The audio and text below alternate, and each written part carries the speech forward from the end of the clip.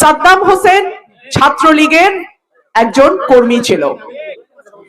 তার স্ত্রী নবজাতক সন্তানকে হত্যা করে আত্মহত্যা করে।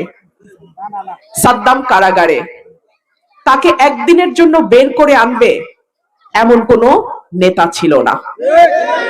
তাকে প্যারোলে বের করে নাই। তার স্ত্রী এবং সন্তানের মৃতদেহ কারাগারে গিয়ে সে 5 মিনিটের জন্য দেখতে পেরেছে। যাদের পেছনে সাদ্দামের মতন কর্মীরা গত 15 বছর রাজনীতি করেছে, যাদেরকে সাদ্দামের মতো কর্মীরা নেতা বানিয়েছে, তারা কিন্তু সাদ্দামের পরিবারের খবর নেয় নাই। সাদ্দাম হয়তো ছাত্রলীগ করত, কিন্তু ছাত্র দলেও তো এমন কর্মী ছিল 15 বছর।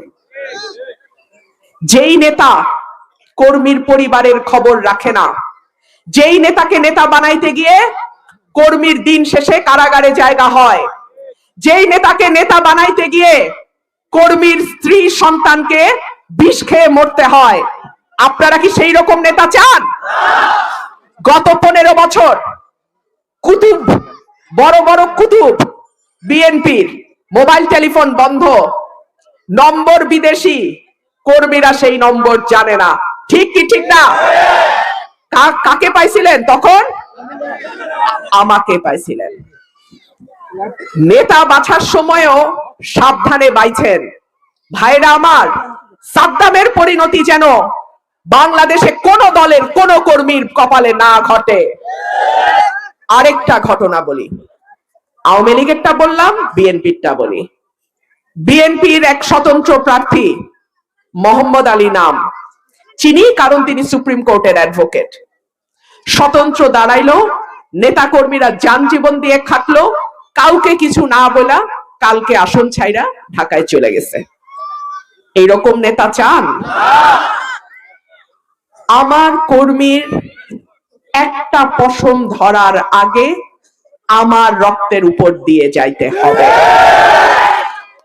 আমার বাবা নাই, ভাই বোন নাই, আমার আপনারা ছাড়া কেউ নাই।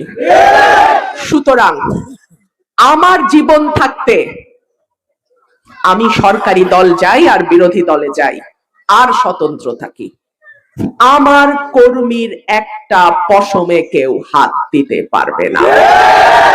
11 তারিখ বিকাল থেকে 12 তারিখ রাত পর্যন্ত প্রত্যেকে যার যার সেন্টারের পাহারায় থাকবেন। খেলোয়াড় যখন দেখে গোল করতে পারছে না, গোল হয় না, কি করে? ফাউল করে। 12ই ফেব্রুয়ারি যদি কেউ ফাউল করতে চায়, উচিত জবাবটা দিয়ে দিয়েন।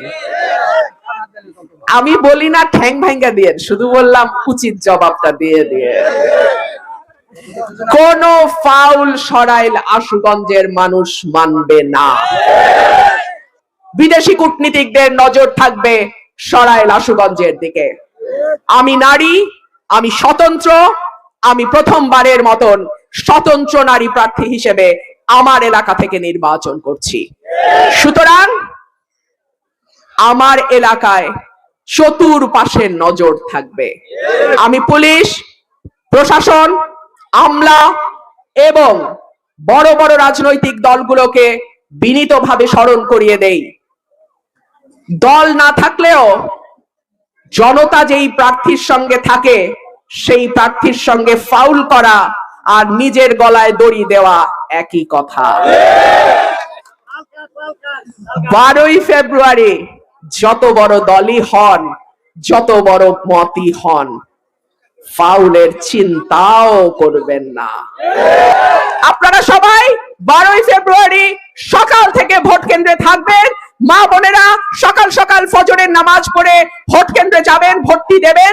এবং আমার ভাইদের প্রতি আমার অনুরোধ থাকবে, ভোট শেষ হওয়ার পর গুনে নিয়ে সই করে যার যার বাড়িতে ফিরবেন, তার আগে নয়।